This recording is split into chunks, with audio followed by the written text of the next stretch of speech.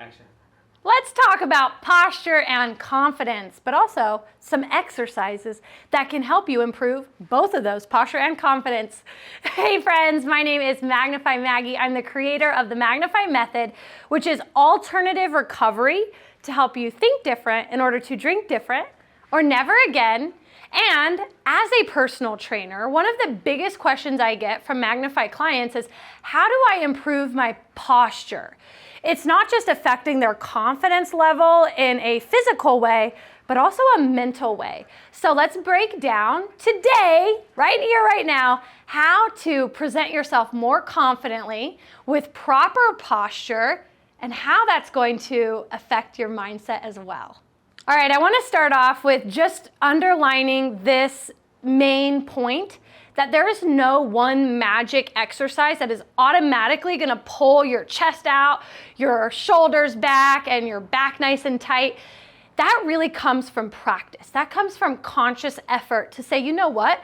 I am going to pull my shoulders back, I'm going to make my back nice and tight, and I'm going to stand up nice and tall. But there are some movements that can help strengthen your back muscles as well as stretch out your chest muscles so that we're not always walking around like this. Additionally, think about your body language and your own attitude. When you're always in this state, you're closed off, and physiologically, it affects your psychological state so that you're not presenting yourself with that ease and confidence. And that could be really detrimental, negatively impactful in your journey to cut back or moderate entirely. Okay, let's talk about something called anatomical positioning to start. If you're just kind of relaxed and hanging out, you'll notice that the insides of my elbows and the tops of my hands right now are pointing forward. This is kind of the natural, relaxed way that people nowadays just hang out. But I want you to pay attention to something. Right now, as you can see, the backs of my wrists and the outsides of my elbows, look at where my shoulder is in relation to the rest of my body. Now watch this. I'm going to go from the backs of my palms facing front to the insides, and look how that shifts just my shoulder just a few inches back. So if you ever look in an anatomy book, you'll see that the models all have their palms facing forwards and the inside of their elbows pointing ahead.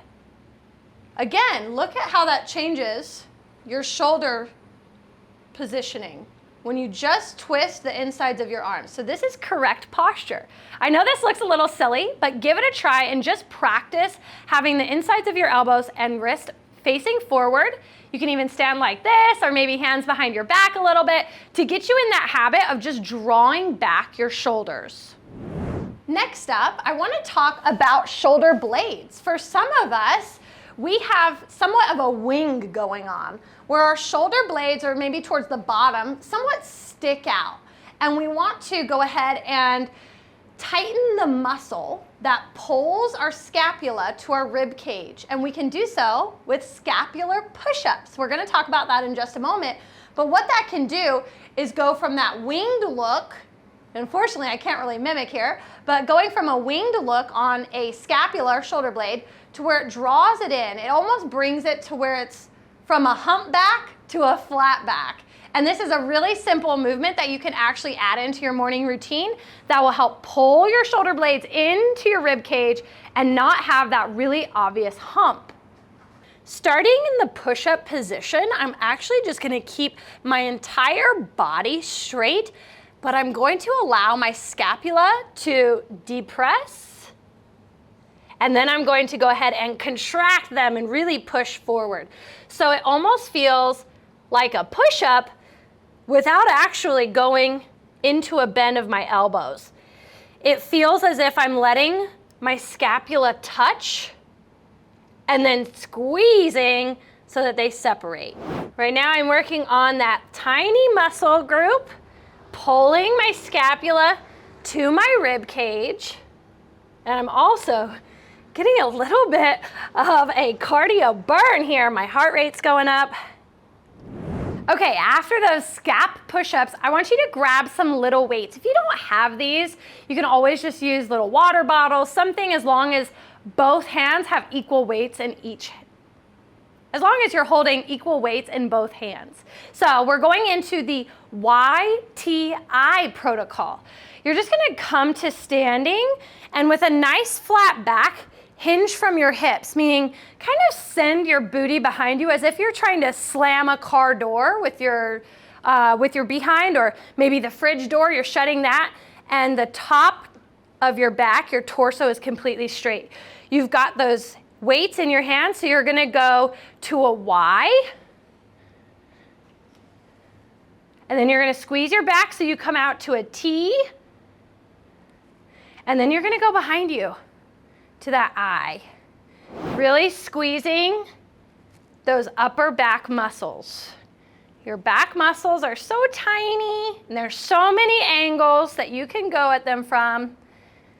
And this one is spectacular to keep them nice and tight so that you're always pulling your shoulders back. Last up, we're taking it back down to the floor for a little exercise. If you have any furry babies at home, they're definitely gonna love this one. Just kind of say, I'm sorry, scoot them aside, and we're going down for an old-fashioned Superman. So we're working on our back strength towards the bottom of our back here, but it's definitely gonna tie up into our upper back. So controlling and contracting from our lower back, we're gonna come up into that Superman form. And notice my hands. I've got kind of a field goal. Now I'm gonna reach up as if I'm grabbing a bar, and I'm gonna pull it back to that field goal. Now I'm gonna release it, slowly come down, pull back to that field goal. You're gonna feel this throughout your entire posterior chain, but specifically your upper and lower back are gonna be strengthening while your chest muscles are lengthening so that you can draw your shoulders back with proud, confident posture. Now remember, these exercises are going to improve your posture, but there's no magic pill. So practicing and also stretching are going to really help as well. So I've mentioned stretching out and lengthening your chest muscles. So here's a good way to do so. Imagine that this is a doorway, a door jamb, and you just come in the middle, place both hands on either side, and take a few steps forward until you can extend your arms. Some people, they're so tight right here that this is about as far forward as you can get. Track it and really take notice of when you can start to step out a little bit further and a little bit further until eventually you can even be somewhat hanging through the door, taking your gaze up, and man, you are gonna feel this release, especially when you think about what our natural posture is all day long now on our phones, right? So what's happening when we do this is pulling our chest muscles really tight. It's even pulling the muscles in our neck really tight so that we're down here. Think about a reverse hug to go ahead and negate that muscle tightness. Come through here, hold it for 30 seconds to a minute, and then go ahead and release. You can do that 3 to 5 times per day, and that's definitely gonna help you open up so that you're more naturally capable of standing and presenting yourself like this. So whether your ultimate goal is full-on sobriety for the long haul or appropriate, responsible, healthy moderation, confidence is key. You have to be confident in everything you do. And it's so much more than just what you see in the mirror, but rather a confidence coming from within when you are truly sure of your ability and your capabilities to get something done the way you see it. And just by walking into a room with this confident energy, you can notice a big shift. I would even put money on the fact that your life would completely transform.